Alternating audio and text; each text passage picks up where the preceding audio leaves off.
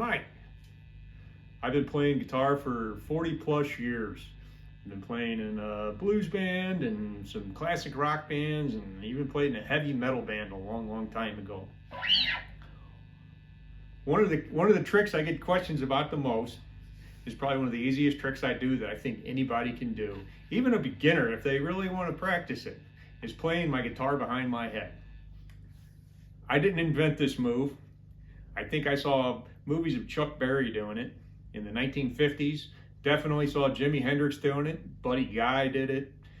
Stevie Ray Vaughan. Lots and lots of those guys back in the day. These blues guys, these rock and roll guys. Robert Johnson probably did it in the 1930s for all I know, but it's not that it's not really that hard. So you got to do it in the right song, I think, is the trick. So one of the songs I guess that I did it in a lot was we did the Foghat song, which is actually a Muddy Waters song. But anyway, there's a solo in it that is basically the A minor pentatonics first position thing. So what I do is I wait for a song like that that's got this very common sort of an easy solo for me anyway.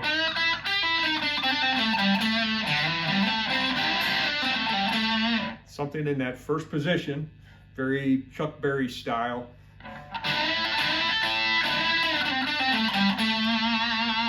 So it's just as easy for me to play that. I keep my first finger where I know it's going to be, and then I flip my guitar on my head like this.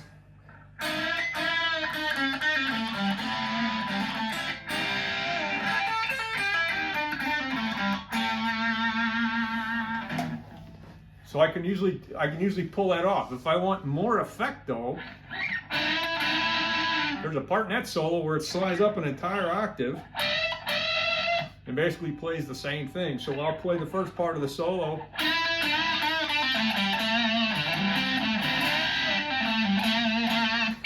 And then right before it gets to the part where I slide up, I slide up to that fret and